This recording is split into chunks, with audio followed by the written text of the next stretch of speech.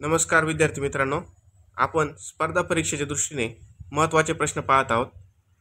या आधीचे व्हिडिओ तर तुम्ही पाहिले नसतील तर डिस्क्रिप्शनमध्ये लिंक दिली आहे, तेथे क्लिक करून पाहू शकता. आता आपण इतिहासाचे प्रश्न चालू करत आहोत. चला तर व्हिडिओला सुरुवात करूया. 51 नंबरचा प्रश्न आहे. खालीलपैकी कोणाला क्रांतिकारकांचे मुकुटमणी म्हणून ओळखले जाते?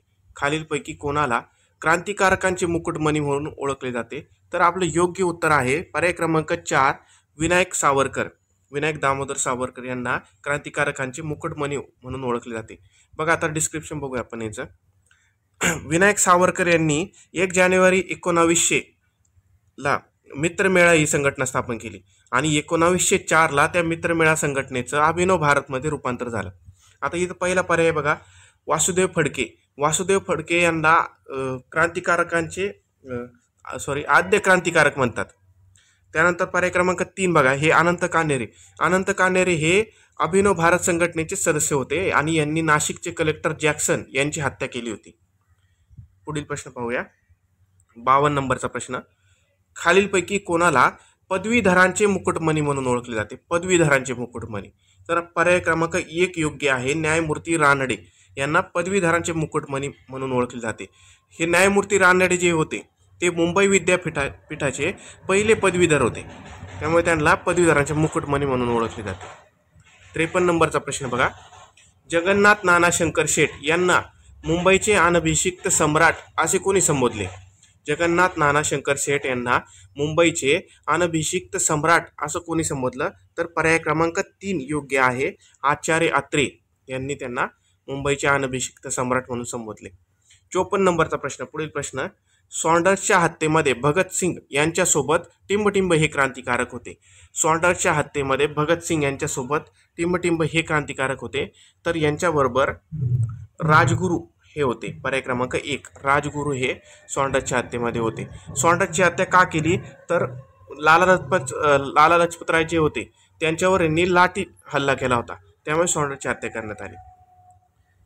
55 नंबरचा प्रश्न. भारतातील पोर्तुगीज साम्राज्याचा संस्थापक कोण?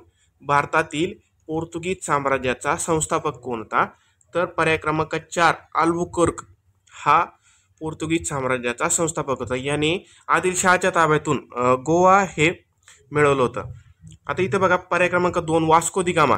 वास्को दी गामा हा पोर्तुगीज खलाशी होता जो 1498 मध्ये भारताकडे आला होता, ज्याने पहिल्यांदा शोध लावला होता. ठीक आहे. 56 नंबरचा प्रश्न.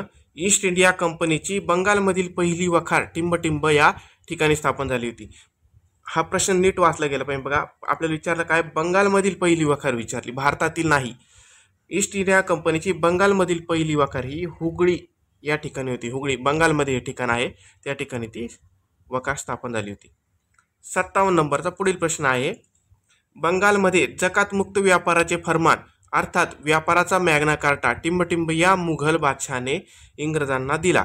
व्यापाराचा मॅग्ना कार्टा म्हणजे जकातमुक्त व्यापार हा फारुख सियर या मुघल बादशहाने दिला. आता याला कारण असं होतं की फारुख सियर हा आजारी पडला होता. हा आजारी पडल्यानंतर एका ब्रिटिश डॉक्टरने त्याच्यावर उपचार केले, त्यामुळे तो खुश होऊन त्याने बंगालमध्ये जकातमुक्त व्यापाराचं फरमान काढलं. 58 नंबरचा पुढील प्रश्न. टिंबटिंब याने दुहेरी शासन व्यवस्था बंद केली. इथे 2 प्रश्न तयार होतात बघा. पहिले याचं उत्तर पाहू आपण.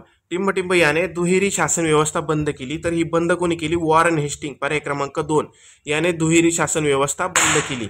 आणि मला तुम्ही आता कमेंटमध्ये उत्तर द्यायचं आहे की दुहेरी शासन व्यवस्था सुरू कोणी केली, याचं उत्तर तुम्ही कमेंटमध्ये द्या. 59 नंबरचा प्रश्न. 1773च्या रेग्युलेटिंग ॲक्टने टिंबटिंब या ठिकाणी सुप्रीम कोर्टाची स्थापना करण्यात आली. 1773च्या रेग्युलेटिंग ॲक्टने कलकत्ता या ठिकाणी सुप्रीम कोर्टाची स्थापना करण्यात आली. पुढील प्रश्न 60 नंबरचा प्रश्न.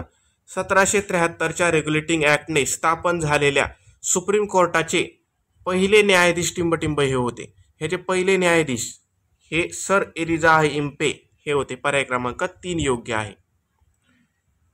61 नंबरचा प्रश्न.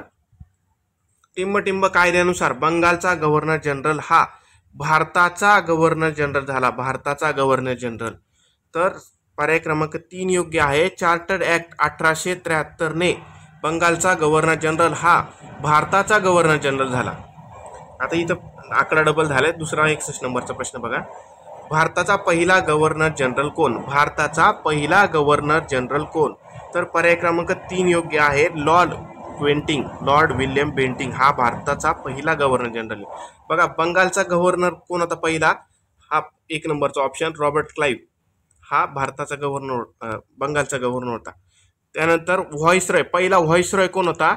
लॉर्ड कॅनिंग हा भारताचा पहिला व्हॉइसरॉय होता. 62 नंबरचा प्रश्न. भारतातील पहिले वृत्तपत्र द बेंगॉल गॅजेट टिंबटिंब याने टिंबटिंबला चालू केले. भारतातील पहिले वृत्तपत्र द बेंगॉल गॅजेट टिंबटिंब याने टिंबटिंबला चालू केले. बघा हे जेम्स हिकी याने 1780ला चालू केले. पर्याय क्रमांक 3 योग्य आहे. जेम्स हिकीने 1783ला चालू केले. 63 नंबरचा प्रश्न. टिंबटिंब या गव्हर्नरने दर 20 मैलांवर पोलीस चौकी स्थापन करून चौकीचा अधिकारी दरोगा नेमला. टिंबटिंब या गव्हर्नरने दर 20 मैलांवर पोलीस चौकी स्थापन करून चौकीचा अधिकारी दरोगा हा नेमला. कोणी नेमला? हा कॉर्नवॉलिस. पर्याय क्रमांक 3 योग्य आहे. इथं थोडं उलटं पण देऊ शकता. कॉर्नवॉलिस या गव्हर्नरने दर 20 मैलावर पोलीस चौकी स्थापन करून चौकीचा अधिकारी टिंबटिंब नेमला. तर तो कोण नेमला होता? दरोगा. पुढील प्रश्न 64 नंबरचा प्रश्न. टिंबटिंब याने बिजवेदारी महसूल व्यवस्था स्थापन केली. टिंबटिंब याने बिजवेदारी ही महसूल व्यवस्था स्थापन केली. तर याचं पर्याय क्रमांक 1 हे योग्य उत्तर आहे. कॉर्नवॉलिस. बघा बिजवेदारी ही एका दुसऱ्या महसूल व्यवस्थेचं नाव आहे जिला आपण कायमधारा म्हणतो. कायमधारेलाच काय म्हणतात? बिजवेदारी. अजून दुसरं नाव आहे जमीनदारी. अजून एक नाव आहे मालगुजारी. इतके नावं त्या कायमधारा पद्धतीला आहेत. चांगलं लक्षात राहू द्या. 65 नंबरचा प्रश्न. तैनाती फौजेचा जनक खालीलपैकी कोणाला म्हटले जाते?